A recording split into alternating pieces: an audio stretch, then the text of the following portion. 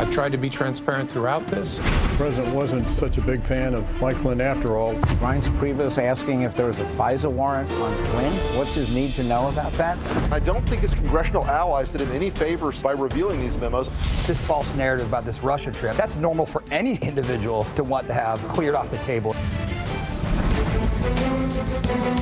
Rod Rosenstein did tell the president he's not a target of that Michael Cohen investigation.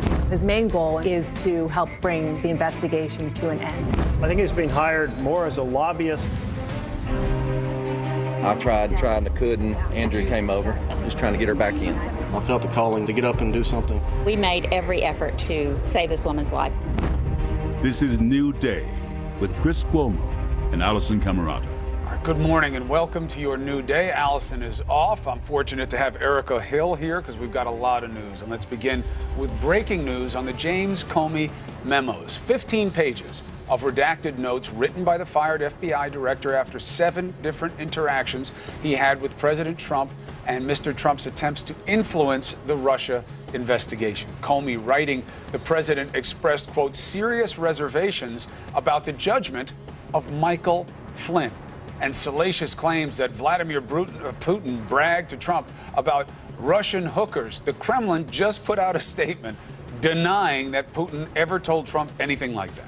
Meantime, former New York Mayor Rudy Giuliani is joining the president's expanding legal team, saying his objective is to bring an end to the Russia investigation. This as the Washington Post comes out with a bombshell report that looks back at Donald Trump allegedly lying about his wealth to get onto the Forbes 400 list while posing as his own fictitious VP of Finance, John Barron.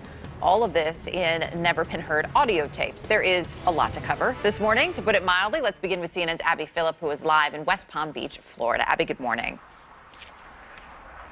Good morning, Erica. President Trump is claiming that he's vindicated by these memos of James Comey's that were released last night detailing his interactions with President Trump last year. He tweeted late last night, that there was no obstruction and no collusion. But the memos do show one thing, which is that James Comey has been fairly consistent in what he's said about his interactions with the president. And also he painted a picture of a president consumed by this Russia probe.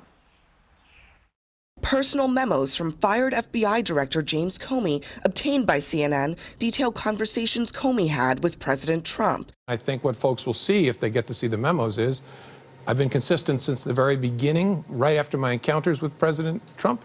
Comey revealing in his memos the president said he had serious reservations about former National Security Advisor Michael Flynn. During that infamous dinner with Mr. Trump at the White House, where Comey says the president asked for a loyalty pledge.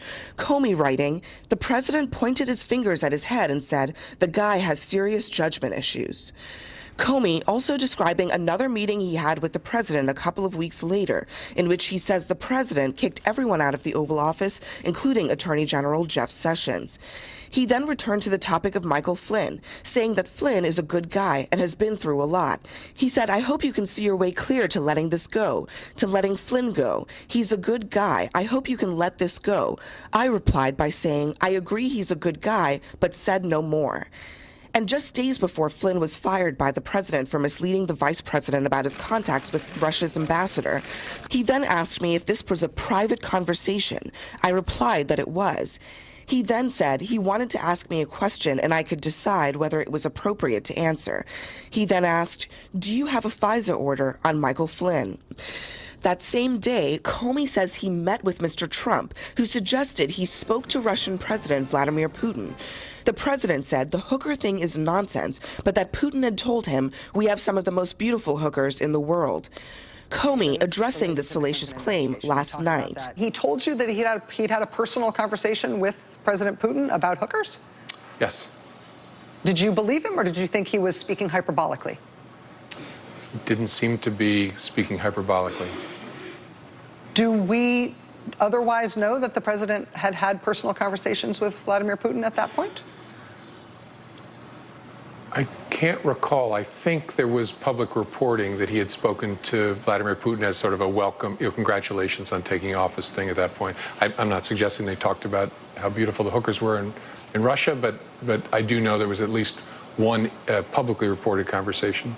President Trump has repeatedly denied having a relationship with Putin before taking office, but comments over the years raised questions about their ties. I spoke indirectly and directly with President Putin, who could not have been nicer. I have nothing to do with Putin. I've never spoken to him.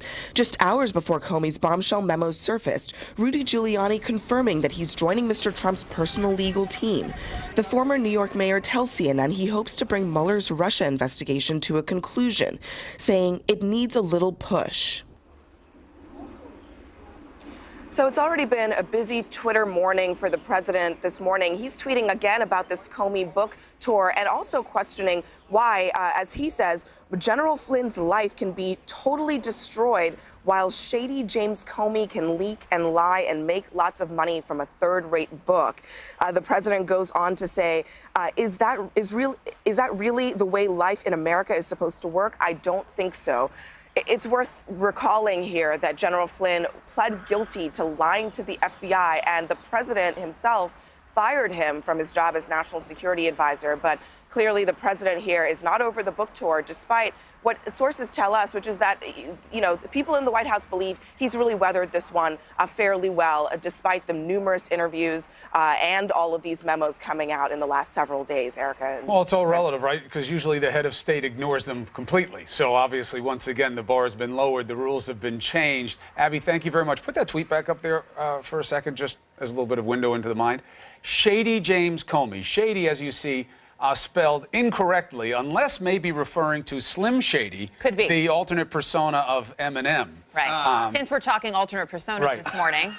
Because, maybe this is a manifestation of his Mr. Barron days, which has been reminded to us by the Washington Post. So there's that. A misspelled word, not a big deal, something also that we've come to expect from the President of the United States.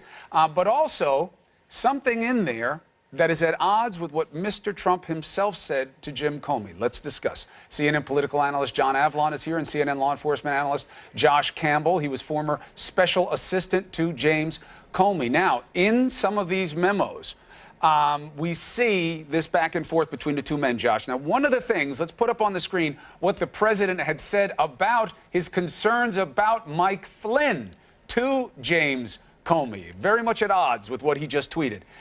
This is what Comey says. He then went on to explain that he has serious reservations about Mike Flynn's judgment, and illustrated with a story from that day in which the president apparently discovered during his toast to Theresa May that, redacted, had called 4 days ago.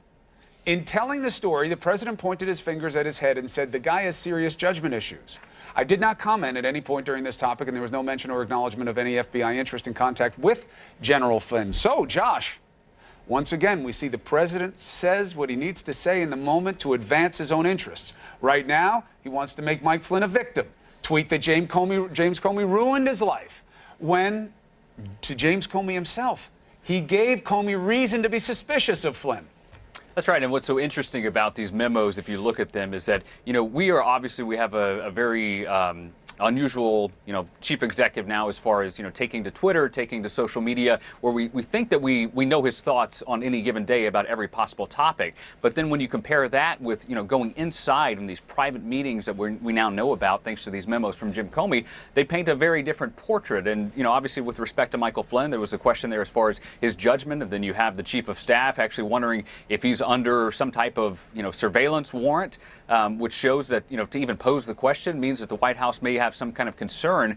But what's also interesting is if you look at some of these tweets, and obviously, it doesn't take a genius to look at that and kind of figure out what's going on. It's the typical whataboutism, right? So, okay, Jim Comey's a liar, but look what they did to, poor Michael Flynn, not pointing out that Flynn lied to the FBI, as Abby mentioned. Yeah. Minor detail, lying to the FBI. We should also point out the Wall Street Journal reporting that call that was redacted had apparently come from Russia, which is not an unimportant detail as we look at all this. To your point about seeing the thoughts of this president on Twitter, it also brings in, though, as you pointed out, Chris, those thoughts change based on the circumstance. And we see a lot of that consistently. And so we're used to that. One thing that we see, though, did not change as we look through these memos that were released is the fixation on certain aspects, right? And certain things that we know the president has always been focused on. Chief among them, some of the details of this dossier and why we're talking about them and some of the more salacious details, John. Yeah, I mean, look, the salacious details are clearly a fixation. He's worried that Melania, he repeatedly says he's worried that Melania is going to find out. He says he never spent the night in the Moscow hotel. Does say that he'd spoken to Vladimir Putin about, it's alleged that Vladimir Putin says that Russia has the, best hookers in the world, apparently. Which Putin is now pushing back on, or the Kremlin is pushing back on this morning. We're just having an elevated conversation around the world this morning, people. But I mean, so you do get a real window into just how transactional Donald Trump is. The dossier is a repeated obsession with him. But he also says, for example, that one way to push back on leakers is to put, reporters in jail, and jokes about that. So, I mean, you do have this sense that, here he's throwing, Flynn under the bus at one point in the conversation, talking wistfully about putting reporters in prison and showing a consistent anxiety about the dossier and apparently conversations with Vladimir Putin that hadn't been divulged. And it's also interesting, Josh, I'd love your FBI head on this. What do we see this morning? The President of the United States goes out of his way to try to keep some type of opportunity to move closer to Russia. Yeah. Maybe he has benign intentions, maybe they're personally self-serving. We don't know, but the behavior is clear. And what do we see from Vladimir Putin? Every chance the man gets, he sticks a knife into Donald Trump. That's what he does. This morning, on something pretty much irrelevant, what does Vladimir Putin care if he was quoted as saying to Donald Trump, we have the best women of, what does he call them, reduced social responsibility? That's what he calls prostitutes. That's a whole other conversation. That's a good conversation. He doesn't care, but it's an opportunity to make Donald Trump look bad. Look at how, let's play the sound of how Vladimir Putin dealt with this allegation originally when talking to reporters. Это человек, во-первых, взрослый уже, да? А во-вторых, человек, который не всю жизнь, но многие годы занимался организацией конкурсов красоты, общался с самыми красивыми женщинами мира. Знаете, я с трудом могу такое представить. There's that reduced social responsibility euphemism that he uses there. But here's the interesting thing. He does say that those women are the best in the world. Now, it does raise a legit issue, Josh. Is the president saying he had a conversation with Vladimir Putin that he actually heard Vladimir Putin talking about with somebody else? We know he's done that in the past, conflated what was said to him with what was said generally or to somebody else. But again, do you see what I'm seeing, or am I wrong? That Putin, even there, writing him off as a beauty pageant guy, and he's all about women. And the idea that he would, and then repeats the allegation of exactly what would hurt Trump the most, he knows what he's doing. Yeah, he does. And, he's throwing shade without throwing shade, right? I mean, if you see the description of what he's saying. But it's interesting, and, from even the FBI days, I know this, that, looking at statements that come from Russia, from the Russian government, when they are denying something, it's not like, what would happen in the United States or, in other countries where if something didn't happen, you just say it did not happen. But there's, as we mentioned, kind of this word salad. And as I sit there, listen to what the president was saying, I immediately keyed on the word immediately, because you have to parse every single word. So he says, the president, he couldn't immediately rush off to the hotel. And I say, well, okay, does that mean that maybe there was a lapse in time? Maybe he had a meeting first? I mean, you have to look at every single word and scrutinize it. And I'm not saying that, that took place. Who knows? I mean, that's something that, will be left and maybe we'll figure out someday. It's just, it raises a lot of questions, a lot of eyebrows whenever a denial takes so long to deny. Here's something else that definitely raises eyebrows, too. So as part of those memos, Comey talks about his interaction with Reince Priebus. Yeah. And he details an interaction on February 8th, where he says, he basically asks, he wants to know if there was a FISA order for Michael Flynn. And Comey, what he answered is redacted. However, he says, listen, I answered him, but then I also explained to him that this is the way it should really work, that the White House counsel should reach out to the Justice Department. This is not the way we do business. And the reason that you don't ask me directly, the director of the FBI, is because you don't want any appearance of impropriety for the White House, for me, for anyone. And that, John, I would say, too, speaks once again to the misunderstanding of many within the administration about how things work, especially things that are there even to protect them. Yeah. Clearly, Donald Trump's not going to know that because this is his first run for political office. But the White House staff was full of people at the time who had been, professionals in government. Reince Priebus was the chief of staff at the same time, former head of the RNC. So, I mean, look, tone comes from the top. The president may not know these protocols, but that impulse seems to be reinforced by the people around him. And that just shows there's an ethically slippery approach to protocol. And the reason those rules are in place, the reason institutions matter, is because they keep people in check. To your point, too, it also, you know, we don't know where the question came from. So we have this memo, we know a little bit about it. Was this actually a question that Reince Priebus had? Was it a question he was told to ask? Yeah, both interpretations are possible, and I think. You know, so Josh, when we look at these memos, one of the big political questions will be, well, do they help or do they hurt? And on that answer, the context is, well, to whom? You know, to Comey or to the president? How do you see they're playing out? The president's playing them out in a very obvious way. Look at all the memos. No collusion, no collusion, no collusion. And Comey throws his own people under the bus. Who do you think wins the battle of perception? Well, I think that's up to the American people. And, you know, if you look at, I would caution both sides. I mean, you have the president obviously taking to Twitter saying that this proves that I'm innocent. I saw last night, I think it was, that, you know, Representative Pelosi was saying, well, this proves that the president is corrupt. This doesn't prove anything. We have to, you know, if we're being fair, let's focus on what these memos are. These are contemporaneous observations from one party to these conversations. So they don't prove anything. Anyone who believes that is setting themselves up to be disappointed. But what they do provide us, unfortunately, as I mentioned, this is the ultimate he said, where the American people will have to decide, who do we believe is more credible here, the president or Jim Comey? Yeah, look, they're contemporaneous memos, and that gives them an inherent degree of credibility. Every document that comes out in our politics, no matter how polarized we are, can't be a Rorschach test based on what team you're rooting for. The fact these are contemporaneous gives them credibility, and they also happen to dovetail with previous accounts that Comey has given. I don't disagree, and obviously I personally believe what Jim Comey has said. I'm just saying that if we're being fair here, I mean, this isn't, you know, some type of intelligence product or something that, you know, has been corroborated. This is his view, and again, it comes down to who do you trust when two people are saying that, you know, this didn't happen, and one person is saying it did. John, Josh, thank you. All right, so we have new details, both serious and salacious, contained in these Comey memos. That much we know. What will they mean to you? That matters. What they mean to lawmakers, that matters too. We have Democratic Senator Ben Cardin next.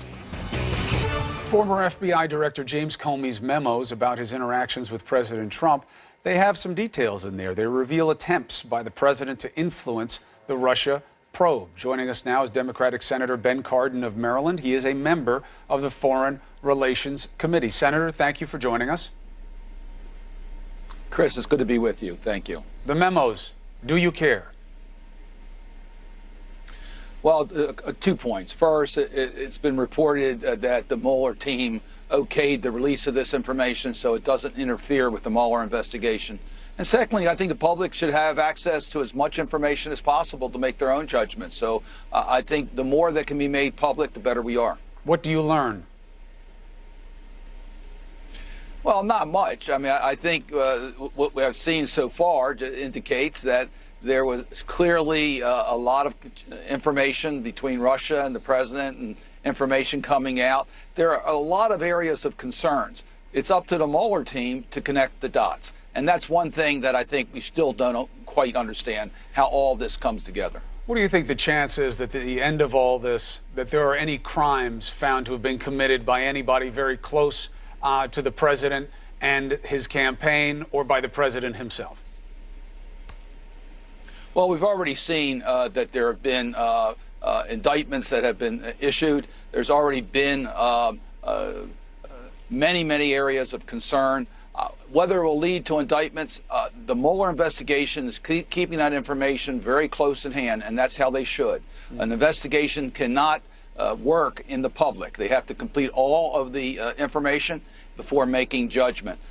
We want to make sure that that investigation is not intimidated by the president or anyone else, and that Mr. Mueller has the complete authority to complete the investigation, and that there's we end this threat of him being fired.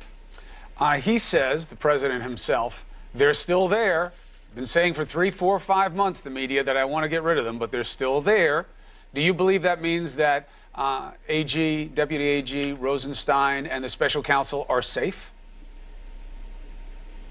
I certainly hope so. If the president tries to fire Mr. Rosenstein or Mr. Mueller, he's interfering with an investigation. That crosses the line. I've talked to many of my colleagues on both sides of the aisle. The Mueller investigation needs to move forward without any further intimidation from the president. And interfering with Mr. Rosenstein or Mr. Mueller would be interfering with that investigation. Well, you say you've talked to your colleagues. One of them, Senator McConnell, says he won't even put a bill to protect the special counsel on the floor. Now he's got one of his senior colleagues, Grassley, working with some of your colleagues to put a bill through committee to do exactly that. But if there isn't even unanimous consent among you guys in Congress to protect the special counsel, what would you be able to do if the president made a move to get rid of Rosenstein or get rid of the special counsel? What could you even do? Well, Chris, I disagree with Leader McConnell. I believe we should have passed legislation protecting the independence of the Mueller investigation.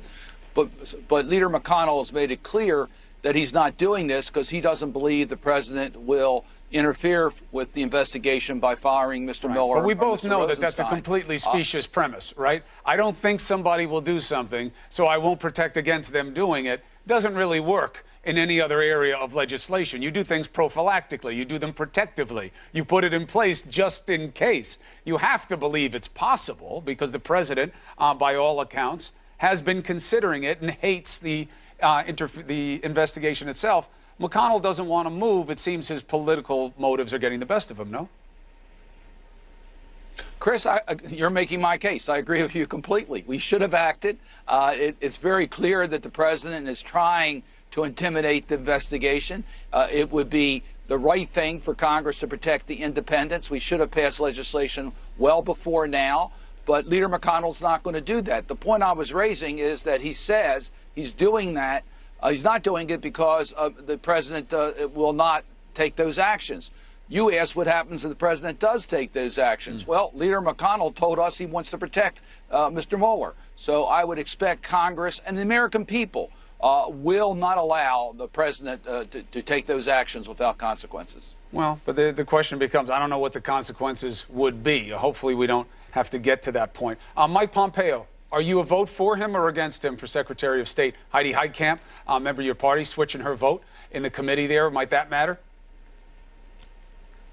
Well, she's not on the committee. I mean, she's in your caucus. Sorry. On the floor. Right. Yeah. Will it matter? I'm opposing his nomination. We'll see what happens on the floor. We'll see what happens in committee. The vote should be Monday in committee. I'm opposing him in the committee. I do that because I want our chief negotiator, our chief diplomat, to work with our international partners. And Mr. Pompeo has indicated that he thinks America should go alone on Iran and on climate and other issues. So I'm opposing him because I don't believe he would be an independent voice in the White House. The authorization for use of military force. Do you believe it needs to be redrafted? Do you believe that actions like what just happened in Syria, no direct criticism of President Trump, but direct criticism of all of you in Congress, that you keep letting presidents overstep their statutory authority to conduct military actions against sovereign nations? Do you have to change that? I absolutely believe that Congress needs to pass an updated authorization for the use of military force. The presidents, 3 presidents now, have used the 2001 authorization that we used against Afghanistan because of the attack on our country on 9/11 to use this now in Syria against ISIS. That is a contorted view of the authorization given by Congress. I don't believe the president has that authorization, but he's going forward with it. It's important for Congress to take back the constitutional power, and we need to redefine the authorization for force that the president can use against ISIS. The reason I was pushing back on the notion of the American people won't allow, Congress won't allow the president to do something, that same argument applies on this issue. Nobody stood up from Congress. You know, I pushed people here on the show and they said, yes, the president should come to Congress.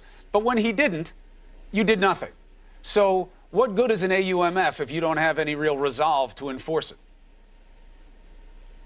Well, you know, it goes back to the constitutional provision who has the power to declare war, only the Congress. We passed the War Powers Act, and many administrations have ignored the War Power Act. It is the courts will not allow us. It's hard for us to enforce this. Right. The president's the commander-in-chief. He gives orders. So it is extremely difficult for us to exercise our constitutional power. What we need to do in regards to what's happening today against ISIS or in Syria, Congress needs to take back that authority. We need to act now. Right, and the question will be, will you guys have the resolve to actually do anything to enforce the rights that you may have ascribed to yourselves through law? So that's the negative side. That's you guys not getting it done. Let's end here on a Friday on a positive side. Tammy Duckworth, senator, new mother, takes her baby to vote with her on the Senate floor. Everything she has endured, everything she embodies as a lawmaker. What does this moment mean to you?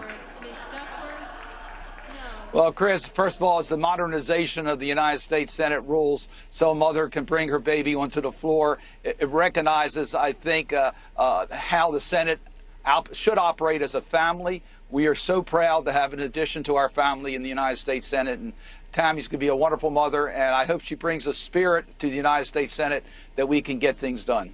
I think the more children you guys have around you, the better. I think it will freshen up perspective, make you think twice about what you say and what you do. It's a good start. Senator Cardin, thank you for joining us on the show, as always. Good to be. Thank you, Chris. All right, be well. Erica. I've been consistent since the very beginning. I'm not sure why the House Republicans would even want this out. It doesn't seem like there's very much new in there. Vladimir Putin told Donald Trump that they have beautiful Russian hookers. You have the White House Chief of Staff asking the FBI director whether one of his colleagues is a subject of a FISA order. Rudy Giuliani has been a defender of Donald Trump in a very significant way outside the courtroom. He's clearly been hired to try to negotiate with Mueller. It is Michael Cohen that is consuming him. I think the Michael Cohen document and computer seizure is probably the most significant thing. The whole thing is a giant hoax. Two families who lost children at Sandy Hook suing Alex Jones. I held my son with a bullet hole through his head. This is New Day with Chris Cuomo and Allison Camerata. All right, good morning. Welcome to your new day. It is Friday, April 20th, 8 o'clock now in the East. Allison is off. Erica Hill is here. Thank you. Tons of news. Need the help. Breaking news on the James Comey memos. 15 pages of partially redacted notes written by the fired FBI director after 7 different interactions that he'd had with President Trump and Mr. Trump's attempts to influence the Russia investigation. Comey writing, the president expressed, quote, serious reservations about the judgment of Michael Flynn and salacious claims that Vladimir Putin bragged to him about Russian hookers. And then all of a sudden, out of nowhere, the Kremlin puts out a statement this morning denying that Putin ever said that to Mr. Trump. Just another Friday morning. Meantime, former New York Mayor Rudy Giuliani joining the president's expanding legal team to push for an end to the Russia investigation. This as the Washington Post comes out with a bombshell report alleging Donald Trump lied, posing as his alter ego John Barron in 1984, all to get onto the Forbes 400 list. And we have those rediscovered audio tapes. You can hear them for yourself just ahead. We begin, though, with CNN's Abby Phillip, who joins us live from West Palm Beach, Florida. Abby, good morning. Well, good morning, Erica. Those highly anticipated Comey memos are finally out, and President Trump claims that they vindicate him. In a late-night tweet last night, he said they show no obstruction and no collusion, but the memos do show a president who is consumed by this Russia investigation, even as it's intensifying. Personal memos from fired FBI Director James Comey, obtained by CNN, detail conversations Comey had with President Trump. I think what folks will see if they get to see the memos is I've been consistent since the very beginning, right after my encounters with President Trump. Comey revealing in his memos the president said he had serious reservations about former National Security Advisor Michael Flynn.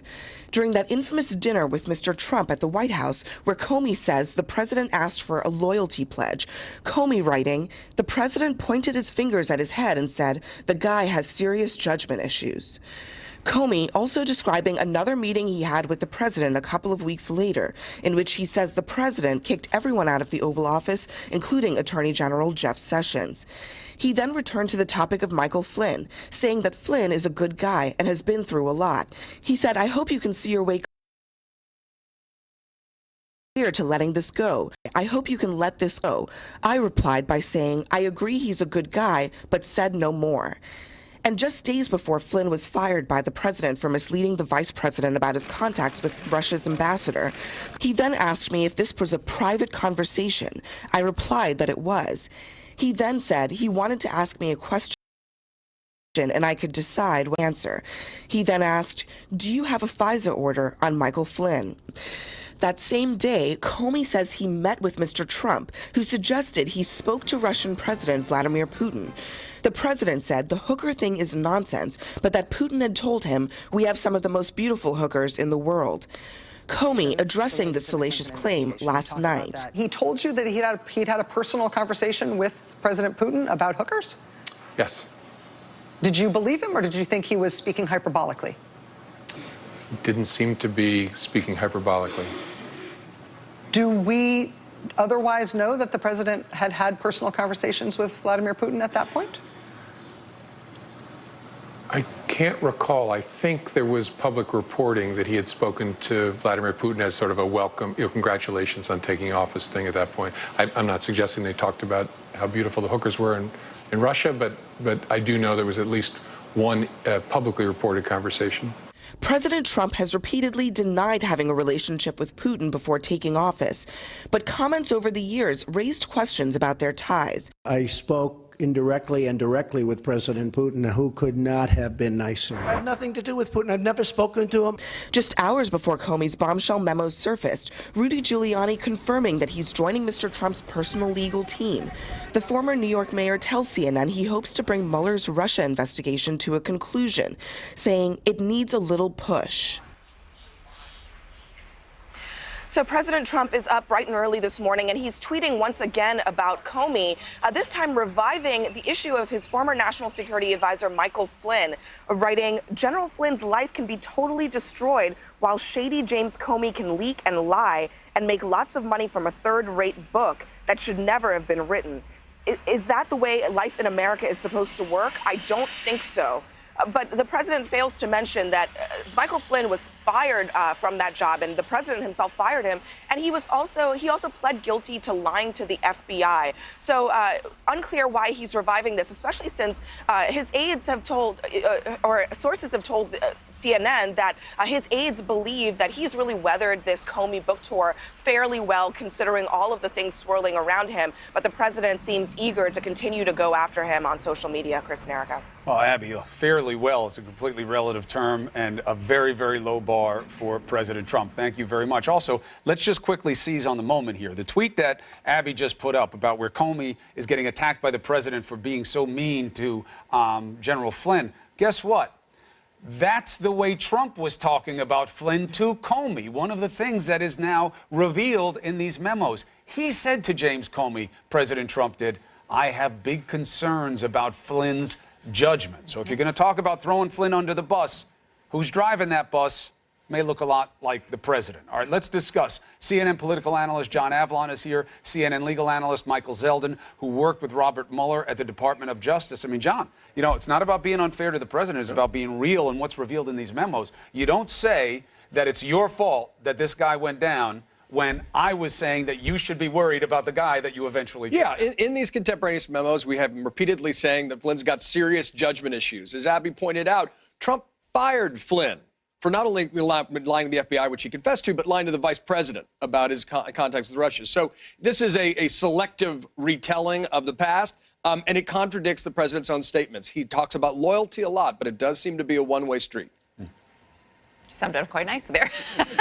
So as we look at that, the other thing that really sticks out here, well, a number of things, but to your point, the back and forth, and we know that sometimes the president changes how he feels about things depending on the day, depending on the news of the day, depending on the tweet. That being said, it is consistent in these memos as to what the president is preoccupied with, and a lot of that has to do with this dossier. And it is pointed out to him by James Comey, the reason that I'm bringing this to you, I want you to know there's a reason, is because this has been corroborated by various intelligence agencies. And so we want you to know that it's out there so that you're not surprised by it and so that it doesn't, sort of throw you off guard. How important is that part? It's things we've heard before, but to see it in these memos.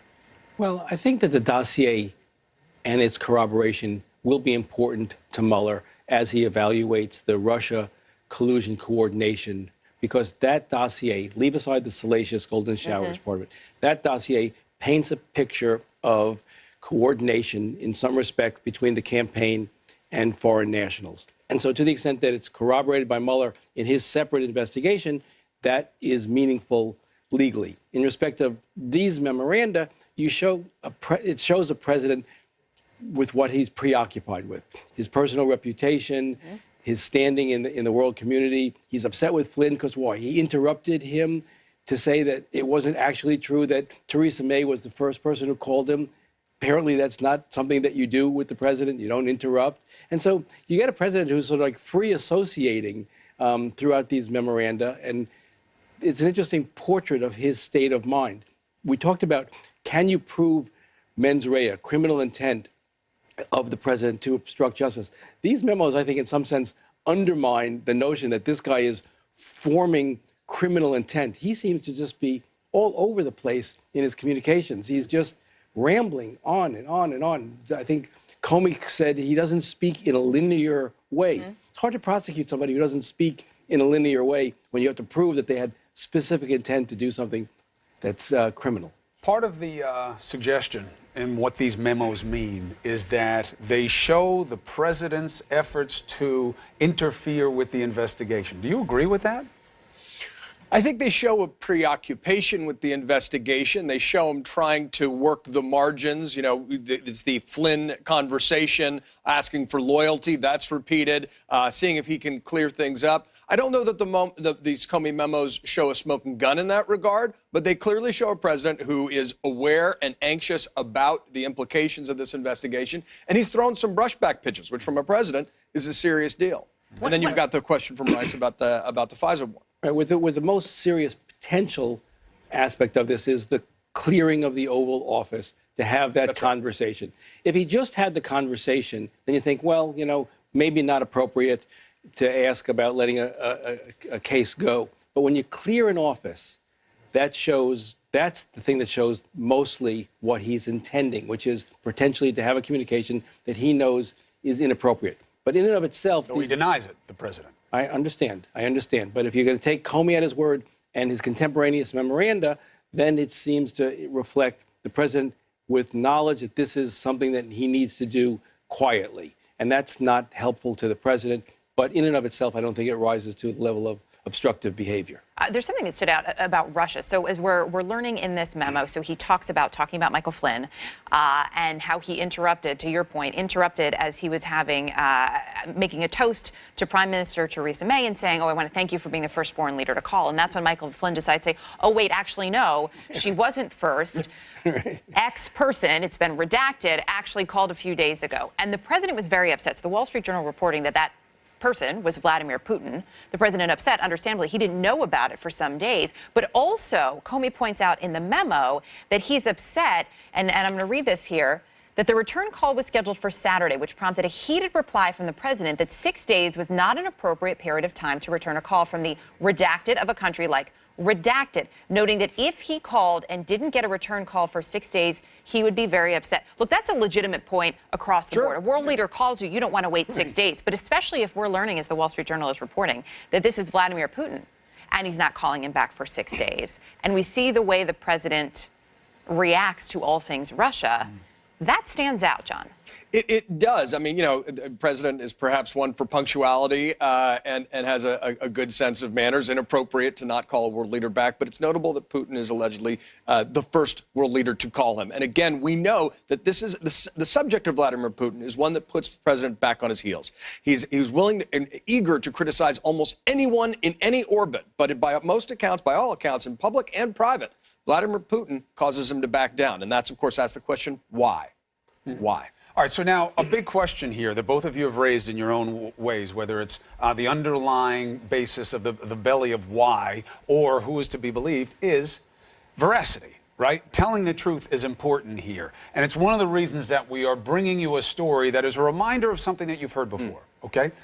There's a Washington Post story today which talks about a former Forbes reporter who says Donald Trump lied to him about his wealth to get onto the Forbes 400 list. So what? Keep listening. He did it by posing as someone who was supposedly the VP of finance for his company, but it was him. And the reporter has it on audio tape. Donald Trump pretending to be someone named John Barron. The audio is from 1984. The journalist is Jonathan Greenberg. And he says, I got duped by this guy, John Barron. Take a listen. Most of the assets have been consolidated to Mr. Trump, you know, because you have down Fred Trump. And I'd like to talk to you off the record if I can, just to make your thing easier. Okay, sure. Is that all right? Yeah, that's fine. All right, but I think you can really use Donald Trump now, and you can just consolidate. I think last year somebody showed me the article, and I think you had 200 and 200. And really, it's been pretty well consolidated now for the most part. As I also think somebody had mentioned that you had asked about that, or somebody had, and it's been pretty well consolidated. Okay? All right. Now, the Washington Post says that they went to the White House for comment. White House declined and says the Trump organization didn't respond as well. This is not a big brain situation, okay? The president, under oath in a lawsuit, has acknowledged that he used this as a pseudonym in the past, John Barron. People know that he was doing this in the 80s. That sounds like him. And then you have the bigger consideration here. The man is known to lie, to spin, to puff, to prevaricate, all different types of lying in order to advance his cause. How meaningful is that now? Well, it's meaningful when you're his attorney and you're trying to figure out whether or not he should sit down with the special $10 question in this case.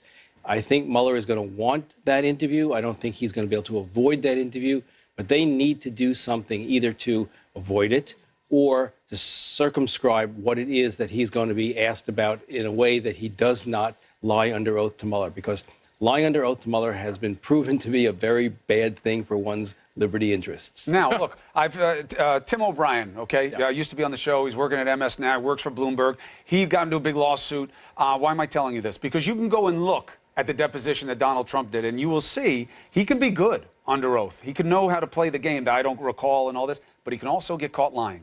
And that could have, we keep saying constitutional crisis, and I believe that's overhyped. Not in this context. If he lies in an interview with Mueller, we have a whole new ballgame here. Right, and that's the risk his lawyers have been concerned about. And, you know, the whole obsession with perception and pumping up his own net worth and the palpable weirdness of posing as someone else to talk about how wealthy you are, that has all served him well, but not in a deposition context. Truth cannot be transactional with those stakes. Because when you're dealing with the president under oath, it is a constitutional implication. Now, bringing Rudy Giuliani in, who, full disclosure, I worked for years as a chief speechwriter, is have to professionalize his legal team with someone who has real weight in the law enforcement community and potentially with Bob Mueller. But these are the stakes. If the president really has nothing to hide, the best way to show it is to go and testify truthfully and clearly. If he starts prevaricating and falsifying, as he is wont to do, that creates real problems for him. That's real legal job. The bigger benefit to the president in this recent hire is Jane and Marty Raskin. Very capable lawyers. I know them.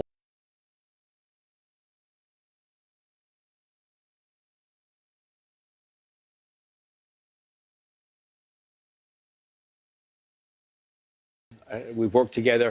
Fired FBI Director James Comey's newly released memos detail several interactions with President Trump and attempts to influence the Russia investigation. Perhaps 3 Republican committee chairmen had pushed for the memos to be released.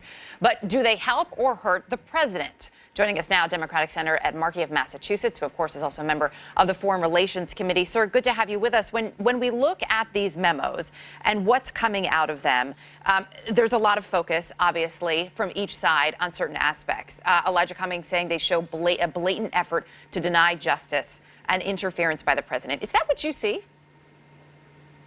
Well, obviously, the president was obsessionally focused on the Russia investigation. His conversations with Mr. Comey reflected that. His public comments have reflected that. His comments about the investigation by Robert Mueller being fake all reflect that. So these documents just further flesh out this intense effort which Donald Trump has had right from the beginning of his presidency to try to sweep the entire Russia investigation under the rug. And all this is going to do is just further intensify the public's demand that they know everything that did happen, potentially, to compromise the presidential election of 2016 and the relationship between the Trump campaign, the Trump administration, and the Russian government. The president clearly does have a focus on the investigation, but being, in your words, obsessed with it, Does that really show an effort, though, to interfere? You can be obsessed with something you can talk about all the time. You can talk about how you want it to go away. But is that evidence that he is, in fact, trying to undermine, especially based on what we see in these memos? Well, I think what we've seen right from the beginning is a whole series of steps taken by the president to ensure that there would be no full investigation of what happened in Russia. He is just absolutely angry with Jeff Sessions for walking away from the investigation, recusing himself. That is evidence that he thought his attorney general would be responsible for ensuring that there was no investigation. The same thing is true with how he requested that there be an easy handling of Michael Flynn, of how each and every revelation that comes out is just something that is not real news, not accurate, but the totality of the picture.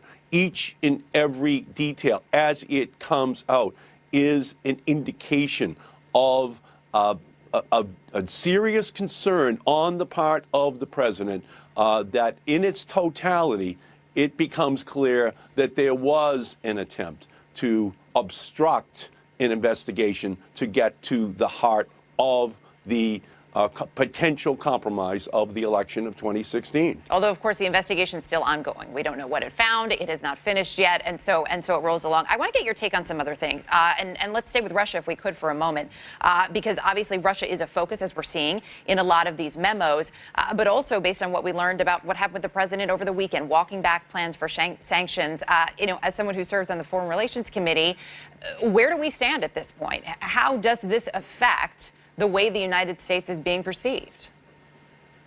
Well, we still are waiting for the president to impose the sanctions on the Russian government that have been legally authorized by the United States Congress.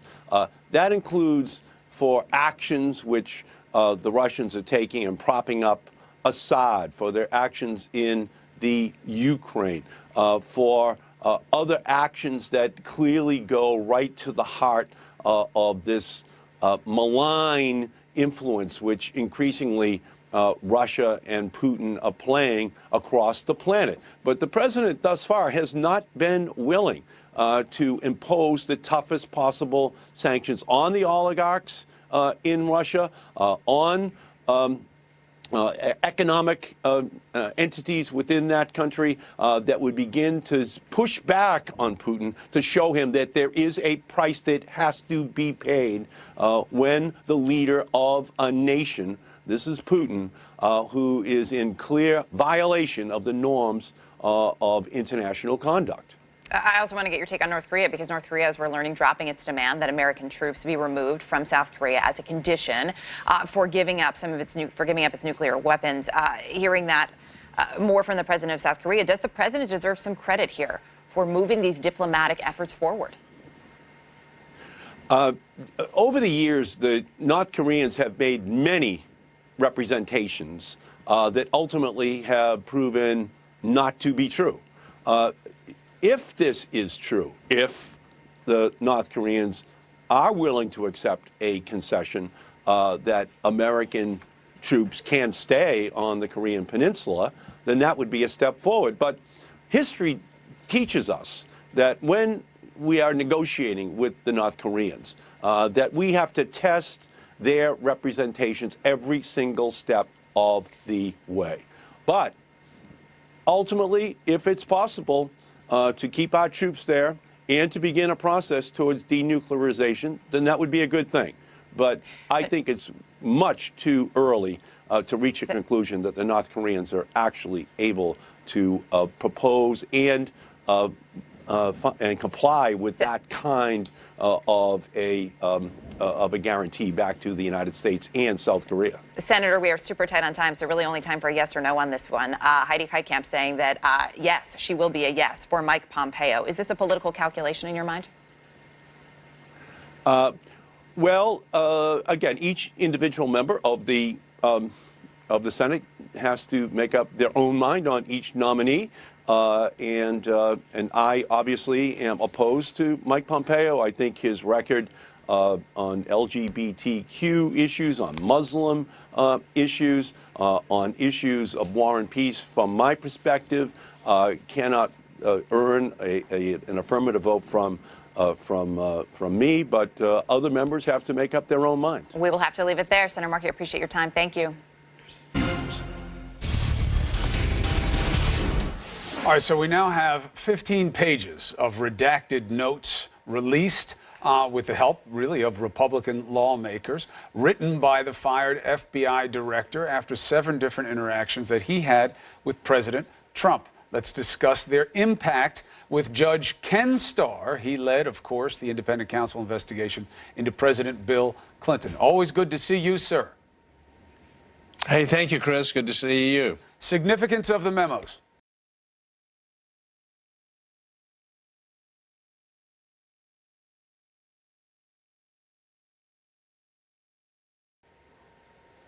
A lot of this we knew, but one of the things that I took away, Chris, is the president, he was a new president at the time, asked Jim Comey, does the FBI leak? And Jim Comey said, of course. And, you know, a president's not going to like that. That's not going to sit well with any president. Doesn't matter what party, what the person's background is at all. General Flynn's judgment, that was a very revealing What the episode. president said so, about his concerns about his judgment, you mean? Yes, exactly. Right. The reason I contextualize it, the reason I know where you're going with this. So to get there quickly, the president went like this to Jim Comey and said there's something wrong with his head, basically, because of something happened in front of Theresa May. The reason I ask is this morning, the president tweets, Jim Comey ruining Flynn's life over nothing. The president is the one who told James Comey to be concerned about Flynn. The president is the one who fired Flynn. A little disingenuous tweet to put Flynn's fate on Comey, no? Well, look, there's going to be lots of tits. It's going to be back and forth. This is now politics. I really do wish the president, I think the country sort of wishes the president would say, let's do that, which he said in the Comey memos he was concerned about. These things are distractions. Well, don't let it distract you, Mr. President. You're doing some very important things. It's an important time, North Korea, Syria, and the like. So let's get on with the show. But this is the unfolding reality show. Right. And the memos really, I think, are quite disturbing in a way, in that I want to come back to the leaks. I served in the Justice Department twice. I was the subject of a leak investigation when I was independent counsel. This is really insidious. It's dangerous to the orderly operations of the executive branch. People can smirk and be cynical all they want. Believe me, when you're inside at a high-level position, if you're accused of leaking, that is really bad. It's very disruptive. And so I found it very revealing that Jim, of course, the FBI leaks, and I think that's a terrible attitude. Well, but look, I mean, he was also telling the truth, right? And the truth is also that this White House really leaks. And the president loves leaks when they play in his favor. And in fact, he just pardoned a man who was a leaker of the worst kind. Scooter Libby outed an undercover CIA agent and did it for political advantage. And the president just pardoned him. So how much can he really care about leaks? Well, well, the ship of state leaks at the top. We understand that. What is insidious from the standpoint of a senior executive who's trying to do his or her best thing is you end up losing the ability to control the narrative from your perspective, which is very important. Go out and hold a press conference and then take the questions that the press has, as opposed to someone who may be trying to, frankly, curry favor with the press or whatever. So you're right. It's better to change the culture. So you said, look, let's do things in good order. If you want to have a press interview, have a press interview. But the leaking culture is very distressing to presidents. I'm just saying what we learned in this memo is that the president would be comfortable putting journalists in jail to find out the source of the leaks. And this is the same man who pardoned a guy who outed a CIA agent. I'm just saying it seems to not be about the integrity of the executive. It's about his own personal politics. Ken, that's why I bring it up. Well, they're different. Yeah, Chris, we can litigate this. There are different ways to look at I feel the strong student on this living case, situation. by the way. I feel strong on this case. I can tell. But the fact, and we're focusing on leaks, I want to talk a little bit, if you let me, about Rudy Giuliani. May I say 30 seconds on Please, I Rudy? need that perspective, an important addition. Yeah. I served alongside Rudy in the Reagan administration, and he was a young guy, and he was unknown. I mean, he had a great record as a prosecutor in the Southern District of New York, which obviously does a very important work. And I'll tell you, when he came in for his interview with the Attorney General, the Deputy Attorney General, and I was there for that, I tell you, he just was so impressive at the age of 34, 35 years old. So the Attorney General, who was in his 60s, said, I want this guy. And he was a stand-up person of total integrity. So here's my point. Rudy Giuliani is viewed as the mayor and all that, and he is all that, but he is a great lawyer. So the president chose very wisely in getting Rudy Giuliani. He's gutsy, he's courageous, but he's also just very smart. Let's get to the point, and I think he's going to serve the president well. It will be so interesting to see what his counsel is. I mean, he's putting a lot of pressure on himself, saying, I'm here to give the investigation a push and get it wrapped up quickly. I don't know if that's going to be possible, but there's so many big questions. Does the president sit down with Mueller? Does he wait for there to be a subpoena? They're big questions. His counsel will be really interesting to see how it's reflected in what happens. Thank you, Ken Starr. Appreciate the perspective. Oh, you bet. Be well. Okay, Chris. Erica. Brisa D'Angulo was sexually abused as a teenager in her hometown in Bolivia. Bravely, she turned her pain into passion, creating a nonprofit to help other children in danger. Meet this week's CNN hero. I found out that I wasn't alone, that there were tons of girls that were also being sexually abused. And I had to do something. I had to use the rest of my life to prevent other girls from going through what I went through. I think the biggest thing is giving the voice back to girls and allowing them to speak up. To find out more about Brisa's incredible mission, log on to CNNheroes.com. And while you're there, you can nominate someone you think should be a CNN hero. All right, we're going to talk more about the Comey memos. Do they hurt the president or do they help him? That's going to be the bottom line. Next.